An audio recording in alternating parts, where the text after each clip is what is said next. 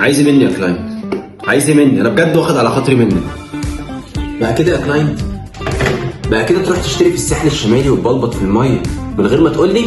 ماشي براحتك، بس عادي ملحوقه. انت بتقول يا كلاينت؟ بتقول ان زعلي مش فارق معاك؟ زعل انا؟ ماشي، انا مش زعلان منك عادي.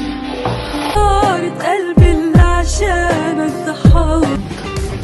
معلش يا كلاينت بس كنت بشرب. كنا بنقول ايه؟ دلوقتي بقى لو عايز تشتري في اسكندريه تعالى اقول لك على احسن 3 مشاريع هتروح عليهم على طول وانت مغمض. من وجهه نظري اول حاجه شركه تشييد، دي قلبي دي.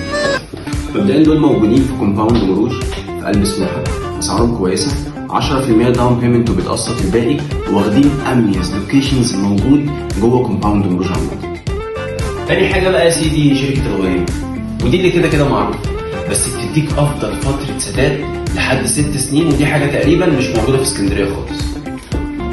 ده غير طبعا ان انت بكده بتبقى حاطط فلوسك مع شركه مضمونه وكبيره وليها سابقه اعمال قويه ومعروفه جدا في الماركت. والشركه بقى اللي انا برشحها لك بقوه جدا الفتره دي هي شركه يونايتد بتاعت الباشمهندس محمد مجاهد اللي اتكلمنا عليها في الفيديو اللي فات. لو ما شفتش الفيديو ده ارجع برضه للرابط شوف، تابعني وكده. وده لان شركه الباشمهندس محمد مجاهد عندها عباءه ماليه كبيره وضخمه جدا، وكمان هتسمعها كتير قوي في الماركت الفتره اللي جايه في الساحل الشمالي وفي اسكندريه وفي القاهره، وداخله على انها تبقى ديفلوبر كبير جدا من وسط الديفلوبرز اللي موجودين. انت فاكر بقى ان انا كنت ناسي حركه الساحل الشمالي؟ سوري يا كلاينت، انا مش ناسيها، والفيديو الجاي هشرح لك كل حاجه عن الساحل الشمالي.